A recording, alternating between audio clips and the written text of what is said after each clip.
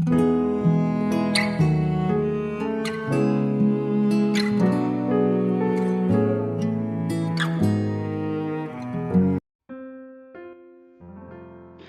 selamat pagi saudara yang dikasihi Tuhan Yesus. Saya menyapa bagi saudara yang ada di Indonesia dari Sabang sampai Merauke, baik yang di kota maupun yang di desa, dan saudara yang di Malaysia, di Sabah, di Sarawak, di Kuala Lumpur, dan dimanapun berada. Saya percaya kita tetap berada dalam kasih dan penyertaan Tuhan kita, Yesus Kristus. Selamat datang kembali di channel Pokok Anggur bersama saya Yosia Krisbianto.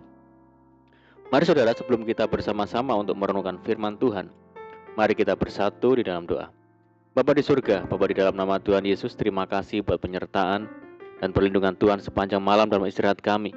Dan pagi hari ini kami boleh bangun dengan kekuatan dan sukacita baru yang daripada Tuhan. Terima kasih Tuhan. Sebelum kami beraktivitas, kami rindu untuk merenungkan firman Tuhan.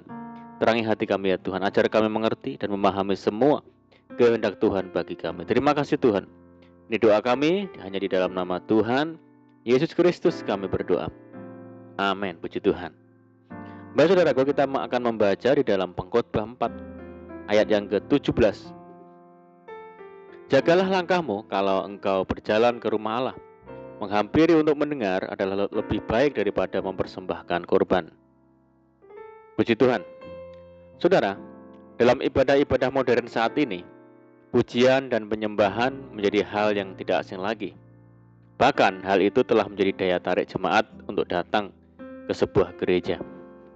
Dampaknya banyak gereja berlomba-lomba melengkapi dengan alat-alat yang canggih dan modern untuk mendukung pujian dan penyembahan tersebut. Hal ini tidak salah dan memang harus diperhatikan.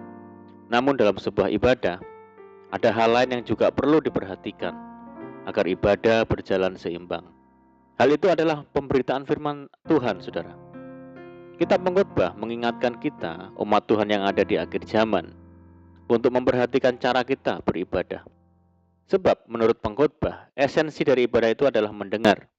Mendengar yang dimaksud di sini adalah mendengarkan suara Tuhan, Allah, melalui pemberitaan firman Tuhan yang disampaikan oleh seorang hamba Tuhan yang dipercayakan Tuhan.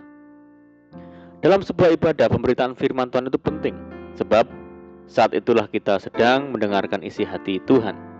Kita sedang mendengarkan pesan-pesan Allah kepada umatnya untuk dilakukan dalam perjalanan kehidupan kita sehari-hari. Saudaraku, harus diakui bahwa dalam kehidupan ini kita selalu mendengar. Sayangnya, kita justru banyak mendengarkan suara-suara dari dunia ini. Akibatnya, hati dan pikiran kita sering menjadi gelisah, khawatir, dan takut. Sebab suara dari dunia ini lebih banyak berita negatif dan memberikan harapan palsu semata. Oleh sebab itu, janganlah ibadah-ibadah yang dilakukan hanya sebuah euforia untuk pemenuhan emosional kita semata. Namun, jadikanlah ibadah itu kesempatan untuk mendengar suara Tuhan yang berguna untuk hidup kita saat ini dan masa mendatang. Mendengarkan suara Tuhan itu adalah pilihan yang terbaik. Maria, saudara Marta, melakukannya. Ia duduk dekat kaki Yesus dan terus mendengarkan perkataan Yesus. Ketika Marta mengeluhkan kelakuan Maria, Tuhan Yesus justru berkata, "Marta, Marta, engkau khawatir dan menyusahkan diri dengan banyak perkara, tetapi hanya satu saja yang perlu. Maria telah memilih bagian yang terbaik yang tidak akan diambil daripadanya." Sudahkah kita menyiapkan hati dan telinga untuk mendengarkan suara Tuhan dalam ibadah yang kita ikuti, saudara? Di dalam Yakobus 1 ayat yang ke-19 berbunyi, "Hai saudara-saudara yang kukasihi, ingatlah hal ini. Setiap orang hendaklah cepat untuk mendengar, tetapi lambat untuk berkata-kata." Seorang pakar komunikasi mengatakan bahwa komunikasi yang baik dapat terjadi bukan ketika kedua pihak ingin saling berbicara satu sama lain, melainkan ingin mendengarkan satu sama lain. Sesungguhnya ada begitu banyak keuntungan bagi diri kita jika kita mau melatih diri cepat untuk mendengar dan lambat untuk berkata-kata. Yang pertama adalah membuat kita tidak egois. Dunia tidak hanya mengenal diri kita, tetapi juga orang lain. Kita bukanlah pusat dari semesta, saudara.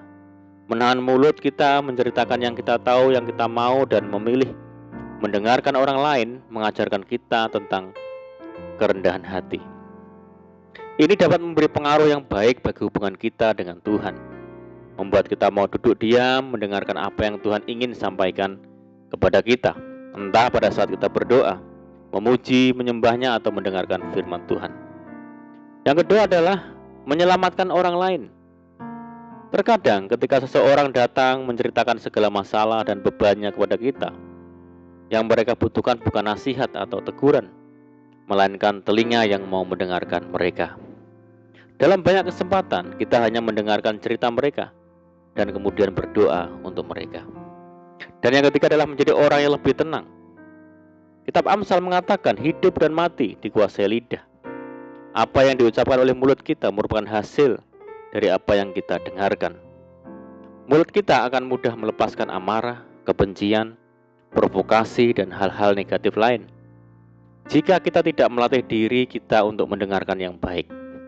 Sebaliknya, jika kita terbiasa duduk diam mendengarkan kebenaran firman Tuhan, mulut kita akan mudah mengucapkan berkat sukacita dan kekuatan. Mari saudaraku, kita melatih diri untuk menjadi pendengar-pendengar yang baik.